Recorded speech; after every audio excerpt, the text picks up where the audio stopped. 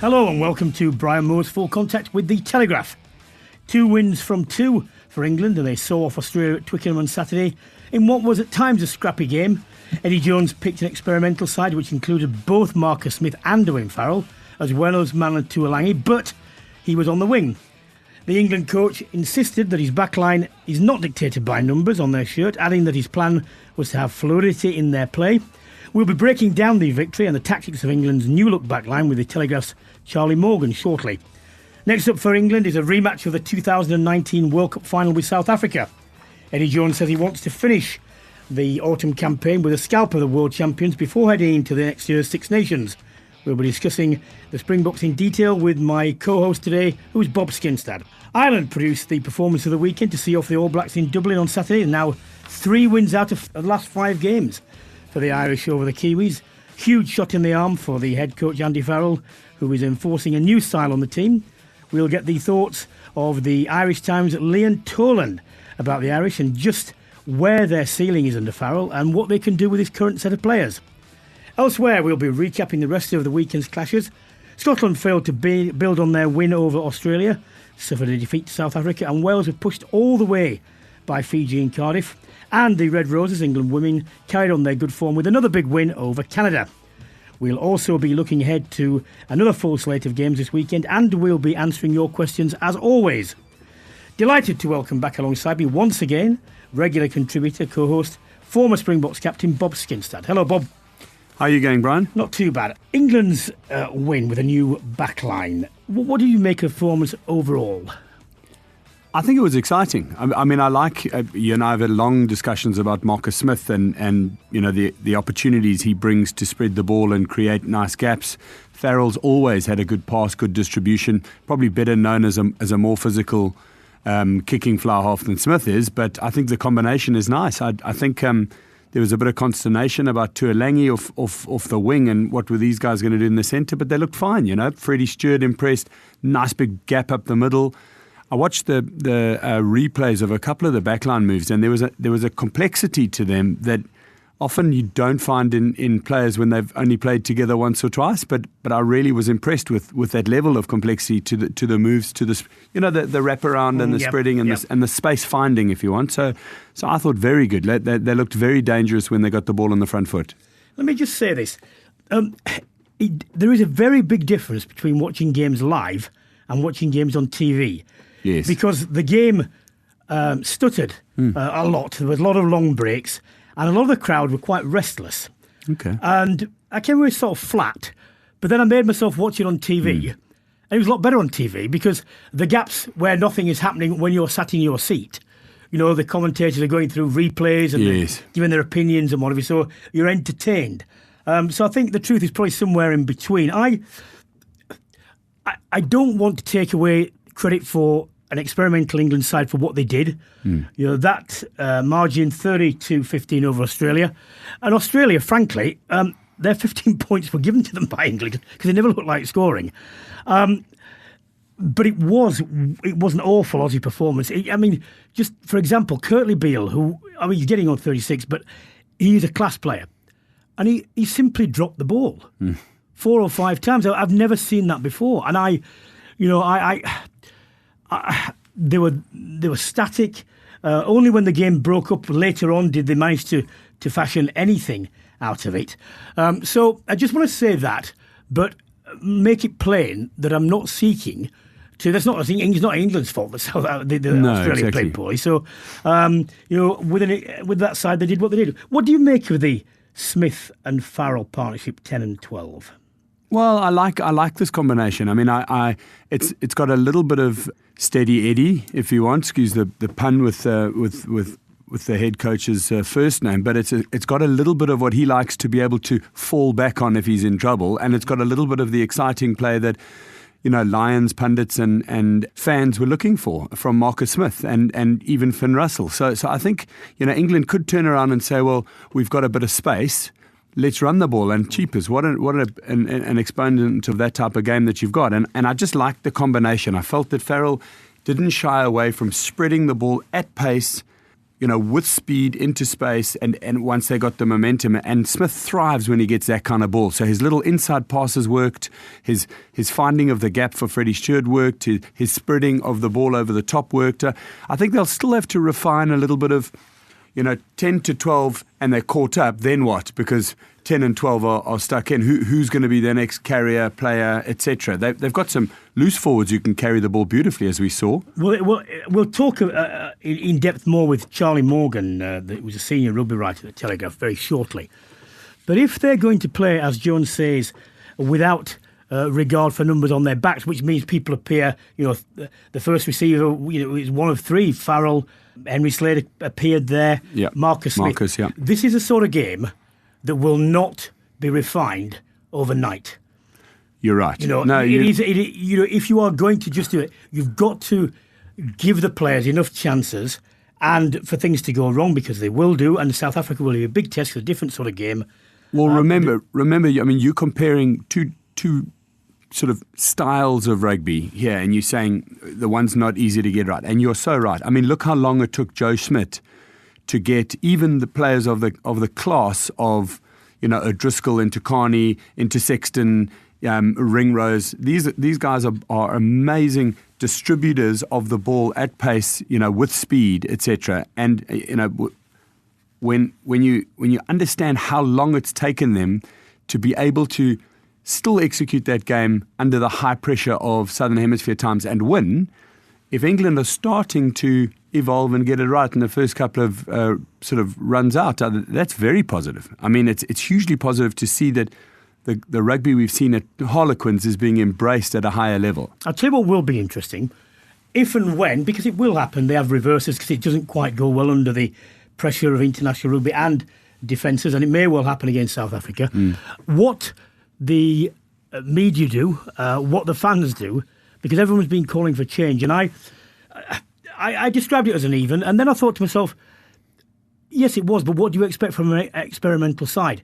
Everything looks great in training. When you're under pressure in international rugby and defences are a lot tighter, you can't expect, first off, for this to work all the time and be seamless. It would be remarkable. In fact, there'd be something wrong if it did happen. So I hope is, hope is now they've started down this line, they don't suddenly say, couple of reverses, let's go back to whatever. Yeah. Got to stick with it, to me. Well, and that's the role that Eddie's got to play. He's got to protect the players and his backroom staff. And we've seen, there've been people shipped in and shipped out and moved, and he's now got what I think is his settled backroom staff, which is great.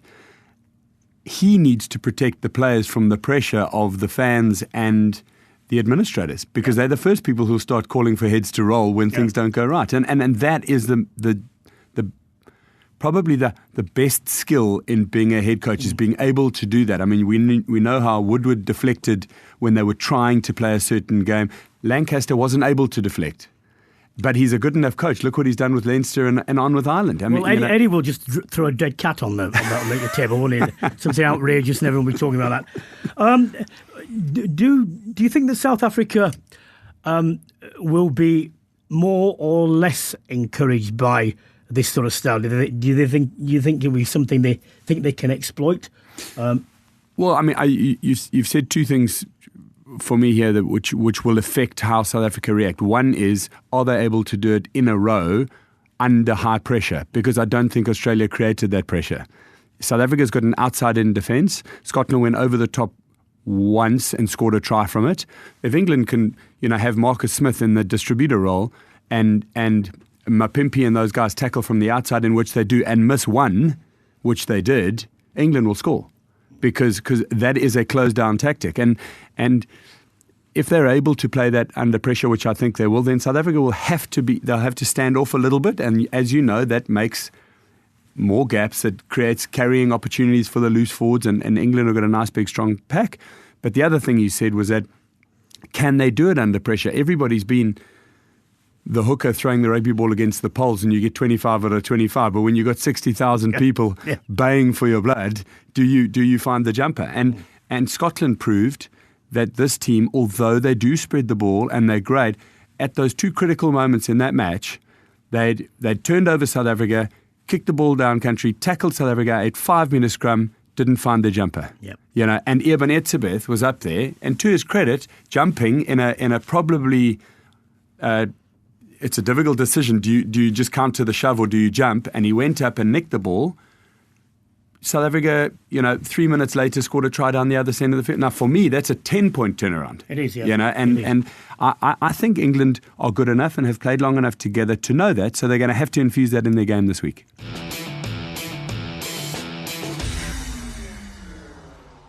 Why don't we look at the tactical side of it in more detail? We've got Charlie Morgan with us. Eddie Jones spoke a lot about players, not looking at the number on the shirt, etc., etc., etc. I understand that, but at times on Saturday when I was watching, the variety was obviously there. Just take for Tuilagi, for example. If he picks his line behind the 10, it's coming inside or outside, he's a lot less easy to pick up for a defender than he is if he stood in the centre, which he was at times. Now, if they're going to play this way, it's very, very al fresco, and it's putting a huge amount of trust on the players. I'm not saying it's wrong, but do you think, from your point of view, that it worked enough for it to be persevered with?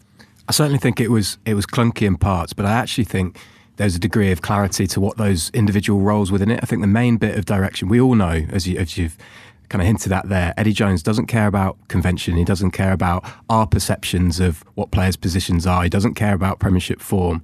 But I do think there was a clarity in that the main bit of misdirection about the whole team announcement was that Slade was playing at fullback. You had Slade playing at fullback. You had Freddie Stewart on the right wing, where he's played a little bit before for Leicester Tigers. And I didn't see anything from Manu Tuilagi to suggest anything else than he was playing at 13 outside that midfield axis. Now, what England are trying to develop is two different sides to their attack, with Martin Gleeson there as well. They want to get more aggressive in two areas. One is off line-out strike moves, where Tuilagi is absolutely key, and the other is off kick return. Now, that's where I think their chaos comes in, because they want to generate quick ball, and with Stewart playing the way he is, I know we're going to get onto him in a second. With him playing the way he is, high balls are almost like a set piece in the certainty that he gives England. So they're the two areas, and the quick ball they want to generate is where the fluidity comes in, I think. Charlie, good to chat and nice to have you here. I mean, I think you make a good point about the fluidity. Sometimes you need the right combinations playing at the right time. Marcus Smith, for me, has found a real ability, or has shown a real ability to be dexterous with his short passes, inside passes. So he combines the forwards and the backs as an attack force. That's a lot harder to do when you haven't played the whole domestic season with them. Do you think he was close enough to a level that he's been doing that with Quins, the lovely little inside passes to the locks or the loop over the top to the outside backs? If he's doing that and create that sort of standoff wizard where you don't know the pass is going to go, he's going to give a lot more consternation to a defensive outfit from the Springboks that have been very good about 10, 12, 13, holding that back. Sure. I think Eddie Jones cannot be accused of throwing Smith to the wolves at all. I think there's been a gradual nature to how he's been brought into this England side, having those two games over the summer, having that game off the bench against Tonga, and now being outside Farrell. Now, that relationship with Farrell, I think, is key in how England manufacture the best scenarios for Marcus Smith to get the ball. He's at first receiver a lot of the time for Harlequins.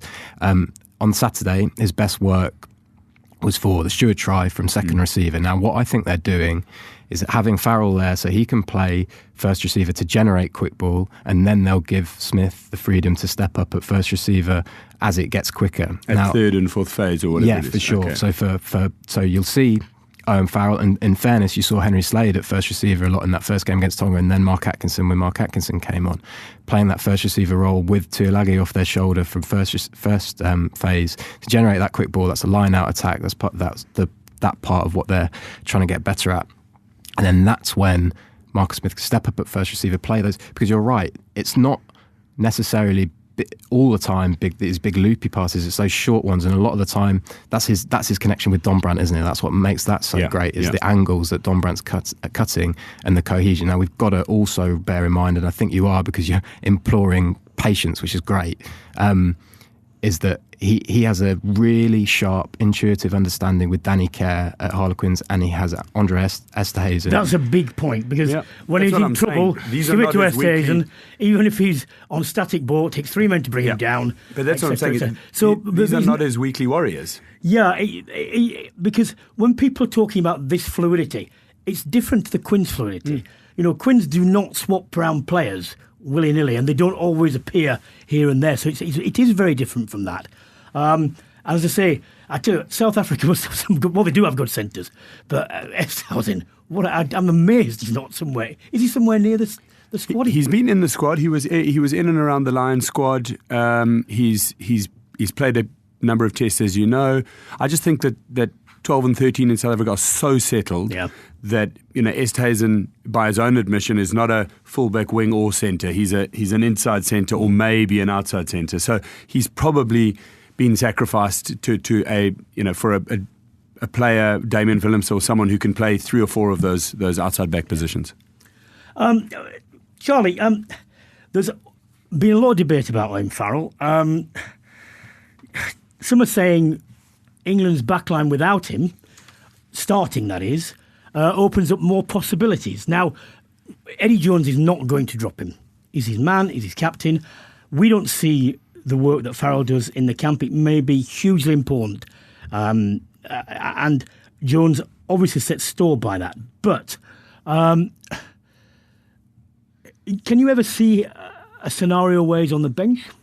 Yeah, I think so. And I think that's something that Eddie Jones will be facing up to over the next couple of years headed to the World Cup. There's a really interesting point of the last Six Nations. Wales were losing in Scotland and they whisked off both, I think it's Gareth Davies at scrum half, but it's certainly Dan Biggar together with half an hour to go. That was a big call.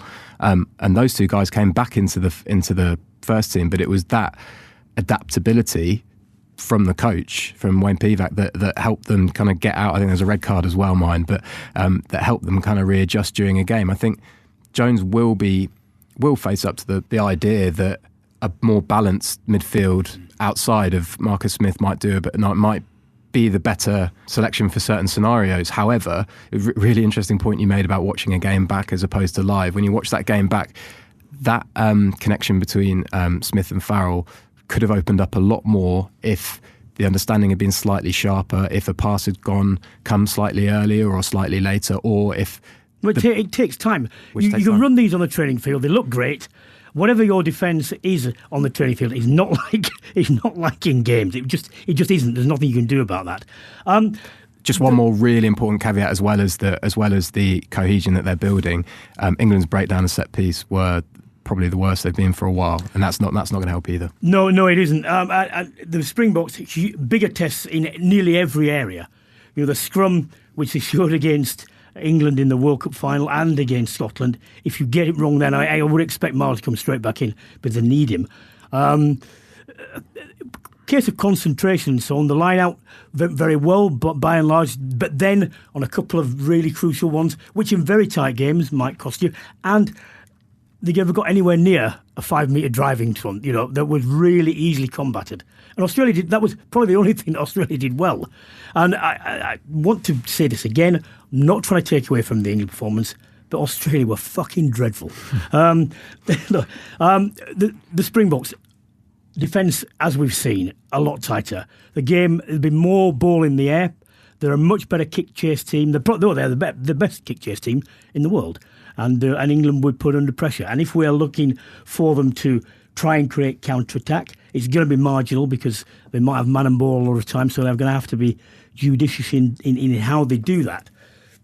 That said, if they're going to go forward, I've always said there's no point in playing South Africa's game because they'll beat you because they're better. They're bigger, they're more physical, and they enjoy doing that, and they're very good at it. So this sort of potential, in the long run, for me, has probably got more chance of beating them, in a couple of years' time and what have you, than the way that they came unstuck and have come unstuck, recently. That the pinch point, I think, when you're playing South Africa, you mentioned, Bob, the out to win defence. So can you how he's not on the World Player of the Year shortlist? Who knows? Yeah. What a phenomenal player! Just so clever in space with how he shuts people down and funnels those runners back inside. He doesn't get the publicity at all, does he? He really doesn't. Brilliant player, but that's the pinch point. And when the Lions had Finn Russell on, but they managed to beat that time and again, and that's what made the Lions look dangerous in that last test. Now Scotland, as you mentioned, they beat it once, but their undoing on Saturday was not being able to do that consistently and coughing up those chances 5 metre out. That set piece squeeze and the defensive squeeze is what got South Africa through. They weren't at their best, but they won at Murrayfield comfortably in the end because of those two things. Now England either back themselves with two distributors to get outside that more consistently, or they look at how Australia beat South Africa back-to-back in September, which was Karevi having huge games, being really direct, and then pace off that quick ball that generated. I think England will, theoretically, be able to play both ways, but it's just whether or not they've built up that cohesion. And actually, ironically, I think we might look back at Farrell not being available for that Tonga game and not being able to start off that relationship with Smith, and that might be slightly detrimental to their chances in this last game. Just a final point from me, I put it in my column, the breakdown. At times, they just didn't get enough men in, though you could see people waiting for the ball to come out, what they're supposed to be doing outside, and then, we haven't quite won it. So it's really slow, or actually got turned over or counter-rucked, on scrums there. And Edsabeth, Vermeulen, DLND can stop breakdowns on their own. Well, so they're gonna have to get that right. Someone asked me this on the weekend, and they said, so we've got Hamish Watson. It's just Dwayne for me, just another player. And I said, what you don't understand, I mean, although I've avoided them for 90% of my career, a ruck is a dynamic part of the game. So if Dwayne Vermeulen is in a ruck, he's pulling two players towards him, he's bumping the arm of the guy who's got it on the opposition, he's slowing it down, he's trying to pull the scrum half, and he's buying 3 seconds for his defence. If you get a guy without experience in the ruck, he's just attending. He's just in there and sort of trying not to get into too much trouble, not make a mistake, and then getting out. But once you get that experience, I mean, think of even just watching over the years. I used to go into rucks and mauls with Martin Johnson. He wasn't even 2 meters within me, but he would somehow hurt me and two other people close to me and affect how we would have then the ball going forward. So these people they're sort of purveyors of the dark arts of that space. And if you have people that are wet behind their ears, Michael Hooper can't do it all on his own. When now suddenly the Currys of the world and that, are they saying, I've been in and I've shoved a few people around and it's affected the game, I'm going to carry on doing it. Now that ruck is a really dynamic place to compete, not necessarily always for the ball, but just for the momentum that you need going forward. And I think that'll be a big focus point for this weekend's game. Now then, time to look at the outstanding performance of the weekend. Ireland produced their finest display yet under Andy Farrell, defeating the All Blacks 29-20 in Dublin. And they were delighted to say, I'm delighted to say, that the Irish Times Liam Toland joins us now to discuss that win and how the Irish are evolving under Andy Farrell. Hello Liam, thanks for joining us. No problem, Brian. I was fascinated by your conversation on the ruck, and I suppose that would be a good place for us to start, because there is a shift in identity how Ireland are playing. And if you just took the ruck as an example, the big question coming into the weekend is, could Ireland replicate the swashbuckling performance against Japan when they're playing against the All Blacks? And of course, we knew it was a stiffer test. But the offloading in the passing game and that work around the breakdown that Joe Smith, I suppose, insisted on such high quality, Ireland have shifted their emphasis away from the ruck. They still do it and they still have a high standard, but it's a far different game style. There's a great new identity opening up, and the ball, and you see how the Irish back row are spending time in different parts of the pitch getting on the ball and offloading, not as much as they did against Japan, against the All Blacks, but certainly the ruck is a significant difference in this autumn series to what we've been seeing in the Irish in the past. Caelan Doris, I mean, he's had restricted opportunities for various reasons, but when he's on form, he's some player, isn't he? Absolutely. I think the balance of it, Brian, is very, very interesting, because we had an awful lot. CJ Standards, 50 caps for Ireland, 2 Lions tours, etc. And he was a super number 8. But what Caelan Doris and particularly Conan at 8 bring is they can do the crash bang wallop. We saw Doris when he ran into Cody Taylor and just kind of bounced him off and ran under the post. That's important. But it's the angles and the lines he's running. It's the hunting in a pods of 3. Obviously, Ireland are now playing a 1-3-2-2 system, but the ability of Caelan Doris to go into heavy traffic is one aspect. but to hunt and look for offloads, look for space, and the lines he's running. So what the Irish back are doing at the moment is they're creating less rucks. Yes, Ireland still had like buckets and buckets of rucks at the weekend, way more than New Zealand.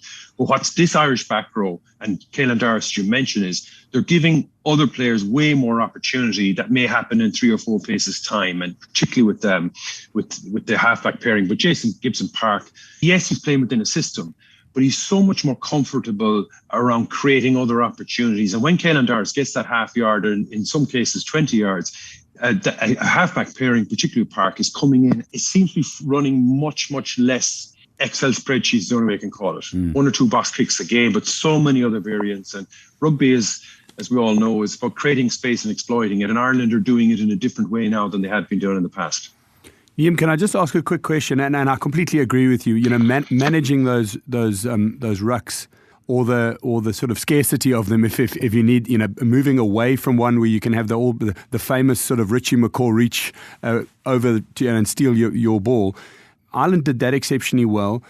Paul O'Connell has come on board, and he's long been a proponent of don't over egg, you know, managing the ball if you don't need to. Get it out to the people who use the momentum to get over the advantage line. He's always said, you know, it doesn't have to be just one big sort of forward scrimmage and forward battle. Let's use the outside backs and let's get there. Do you think we're starting to see a bit of the influence since he's come on board? 100%. There's a famous phrase he used before an English game where he said, we put the fear of God into England. And he kind of puts the fear of God into anyone he's working with, because his standards are that high, but his credibility is even higher again. Yeah. And we all know his power on the line out. Like, he's a complete nerd, but like what he achieved as a player is now beginning to manifest itself within the group. But there's another thing that I think is important as well, is that the Irish team obviously struggled a little bit when Joe Smith went and the new identity. But one thing that was very obvious is they were happy. They looked happy. They were smiling. And I know, like, you look at Jack Conan before the haka, and like, he hasn't faced that too often, yet he was in a different headspace. He was happy. Jason Gibson-Park is happy. And I suppose one of the massive things is low on the wing. Like, he obviously received some tongue lashing. Maybe it was from Paul O'Connell. Maybe it was from Andy Farrell. But he has transformed as a player. He's worked great, and his contribution around the pitch. There was 2 offloads the weekend, and he was responsible for both. But going back to Paul O'Connell, like, I think he has the credibility, but on top of that, as an orator and a speaker, he'd be very clear, very concise, and he'd keep it really, really simple, and you can see the evidence. But I'd say the players would say, if he expects them to achieve something, they won't be coming at halftime and having to explain that they didn't, you know. And there's a combination of all that too. Liam, Joey Carberry, he was quite impressive when he came on. Sexton, will he go? Won't he go? Whatever. Do you think there's a change in the offering at the piloting space there, or is it just something they can play with until they can play with right up to and during the World Cup, on the bench, off the bench, starting? Look, when we get to the World Cup, we're going to be facing South Africa, then Scotland, then a quarterfinal, then a semi-final and final. So there's 5 massive tests. Now, can we get through all that with Johnny Sexton? It's unlikely. Statistically, it's unlikely. So we definitely need backup. And I think Jack Carty's actually brought into the squad for the weekend, the Connacht out half, and he's been playing exceptionally well. Very unlucky to miss out on the earlier squad.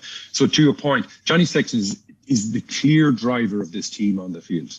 And you hear someone like Keith Earl say he's the best rugby player he's ever played with. Like, that's some nod, considering he's played with some of the greats of our game. And he says Johnny Sexton is still the driving force behind it. What's interesting in the new identity of what Ireland's doing, Johnny Sexton isn't quite as dominant as others stepping up, like at fullback, Hugo Keenan is getting involved. Then you see that passage of play that led to Carberry's halfway line kick. Like, that was kind of like Johnny Sexton when he came in for Leinster when Contepomi was injured and he came in, they won the European Cup in 2009. He just grabbed the opportunity. 3 massive things happened in that moment.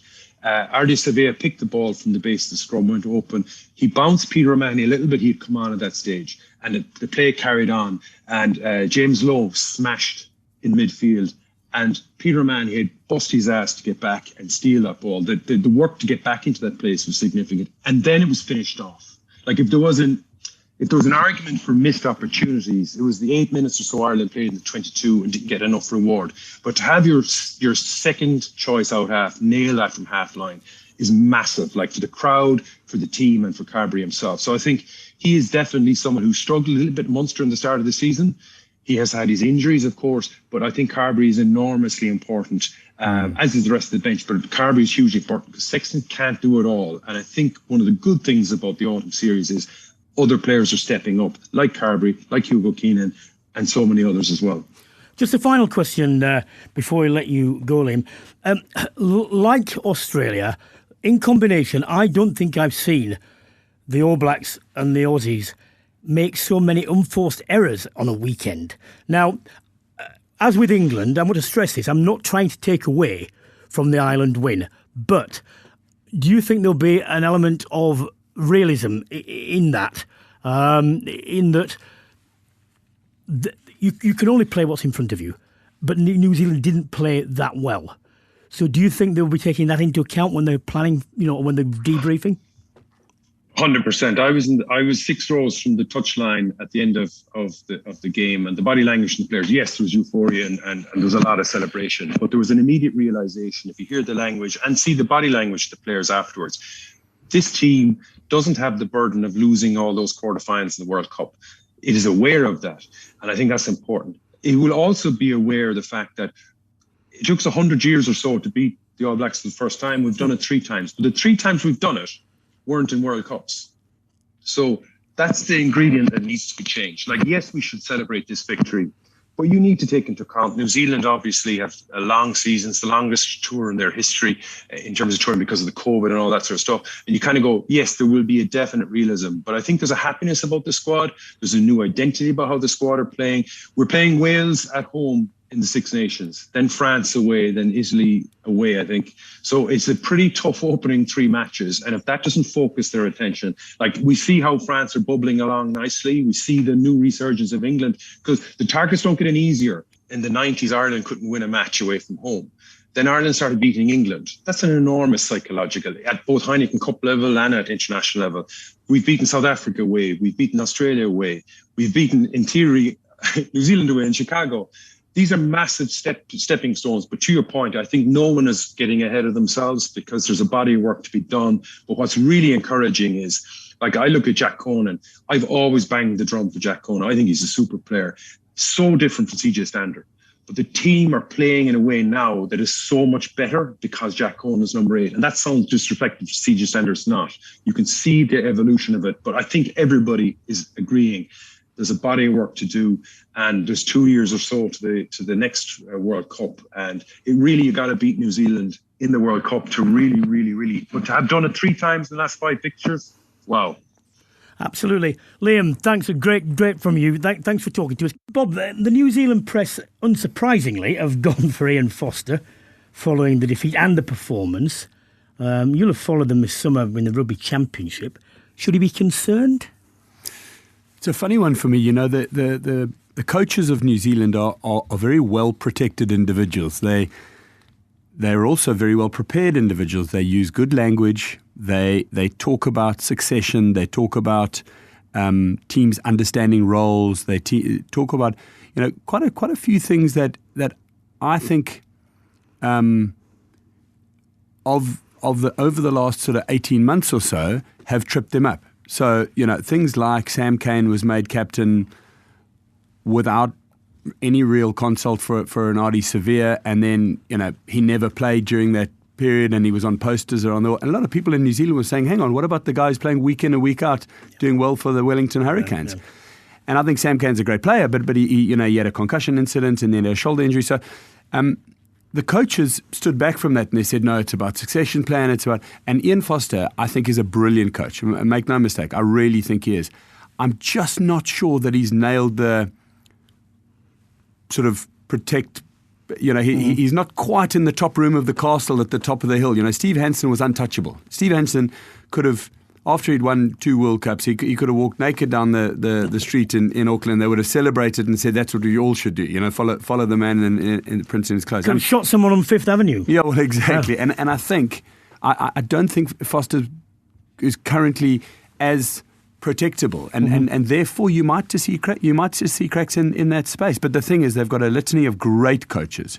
They've got a whole bunch of Super Rugby coaches who could stand up, a number of people who've done the job and worked together, and they are very cohesive as a national coaching group. So I think they will rally and protect him and try and keep him and his opportunity together for a bit longer. But losing's not going to help that.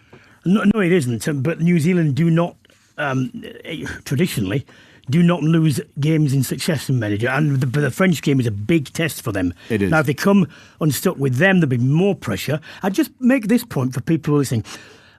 We spoke to Sean Fitzpatrick about this, and he said it was around 14 weeks they're away.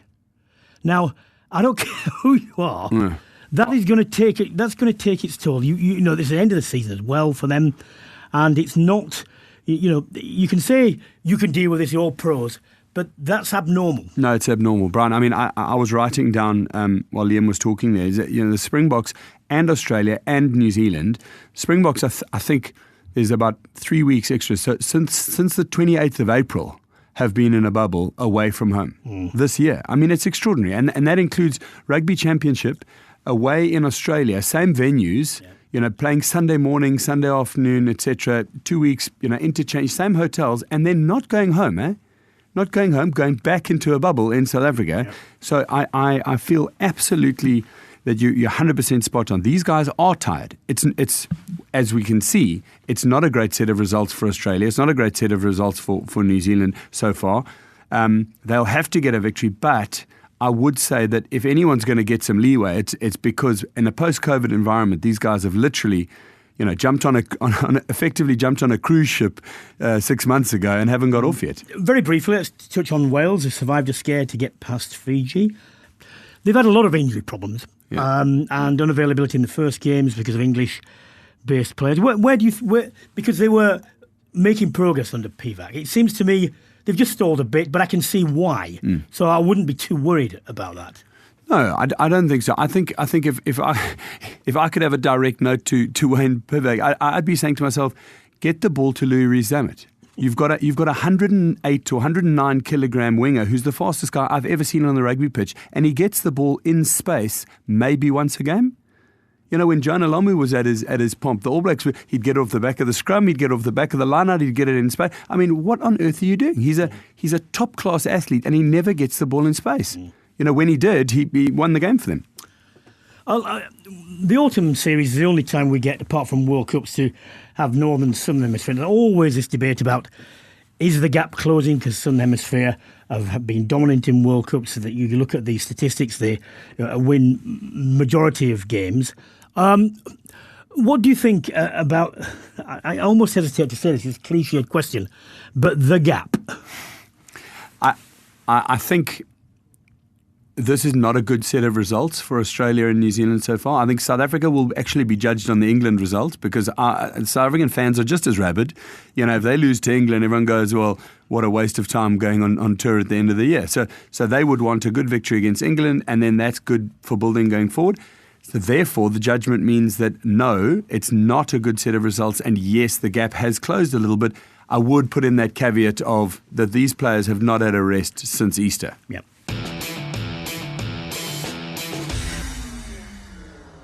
Okay, time for some questions.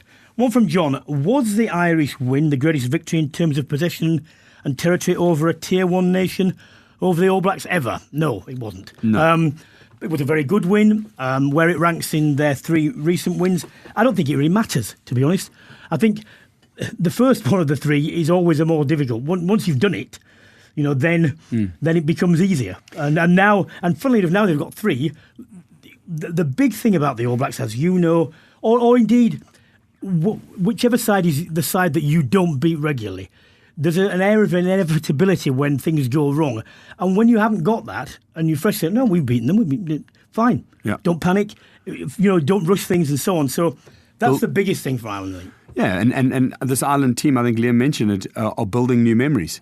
If Sexton can stick around for a year and a bit, and he knows that maybe he leaves the pitch at 60 minutes against the All Blacks and he's got Ireland 5 or 7 points ahead, Carberry hasn't lost at that point.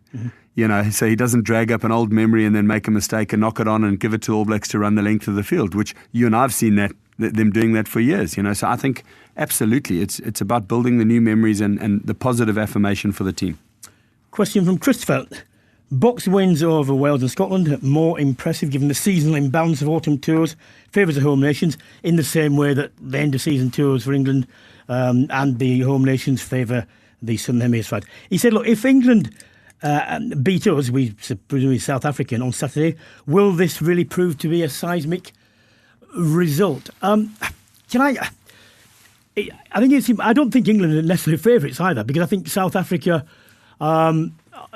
are very, very accomplished at what they do, and they can win and win with reasonable comfort when they're not playing well. They didn't play particularly well against Scotland, still turned that over with something to spare.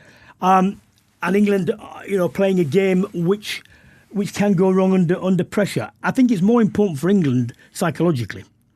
They will want to forget the way in which they were dismantled.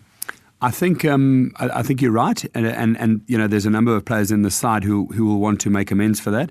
I do think that this is a better South African side that played that World Cup final in terms of their experience now, their ability to play that slow squeeze game. I'm not sure who Rassie Erasmus and Jacques Nienaber are going to settle on as the final team. I think Reinach has been very good off the bench. Well, does it matter? You'll both be on the field coaching them, so it doesn't matter. Oh, of course, there we go. Well, he's a water expert. He's not a rugby expert, as he said. But I think the Springboks can actually go into this game. They can even start Jantjies and Jantjies and then get 40 minutes in and play Pollard and Reinach, and they shouldn't be 14 to 18 points down against England because it's an arm wrestle in those first 50 minutes, as we know, 45 minutes. And if they squeeze that, they could be good enough. I would counter what you said and think at home, big crowd, hasn't been in a while. I think the bookies will give a bit more to England than they would have just on recent form. Good result against Australia probably means it's an even match, maybe a point or two England's way or point or two South Africa's way, depending on selection. Well, I think the way South Africa play means that for long periods of the game it is going to be tight because they cut loose when they get in front, and they're one of the best sides at just protecting leads because I don't mean they don't close down games. I don't mean they stop playing, but they're very disciplined. Yeah, well they shut Scotland's every single Scotland opportunity after minute 54 got shut down. Even 7 to 11 carrying the ball, phases of play. Then the final tackle, a big hit from Ed, knock on. Oh, our scrum, squeeze, penalty, back into your half. So if England allow them to do that, they'll do it all day long, and they will have no problem winning boring. Now, people can boo and whistle and do all those kind of things. If England win boring, everyone will be dancing in the streets of Twickenham. So if South Africa win boring, I think that them as a team will be comfortable with that. Question from Chris, final question. Are England still hanging into the past? Farrell has had his day and we need to back Smith and the next generation to play a faster, more open game and challenge the bulky opposition forwards to keep up. What is the point of having 2 10s in the side? Well, there's no problem having 2 10s in the side. It depends who they are, what they do. Well, I think he's answered his own question. The point of having 2 10s in the side is so you can spread the ball around from both sides of an attacking phase. Smith and Farrell have got different games, but they've both got great distribution. England's women, Red Roses, another big win over Canada, 3 out of 3. And the final game against the USA next week, we will be speaking to Rachel Burford for a proper in-depth look at the campaign and how it's gone. It's going very well, and I wouldn't expect it to go any other way against the USA. And 4 wins out of 4, including 2 wins over the Kiwis, would be very, very good indeed. So let's hope for that. All we have time for on this week's Brian Moore's Full Contact with the Telegraph. Huge thank you again to my co-host Bob Skinstad and to my guest Liam Toland for joining me. If you enjoyed this episode, you can check out all our previous ones by subscribing or just registering to the Full Contact podcast channel, because it's free. A reminder, I'll be here through the autumn series and beyond. Back next week to recap all the weekend's actions and the Autumn Nations series as a whole. But until then, it's goodbye.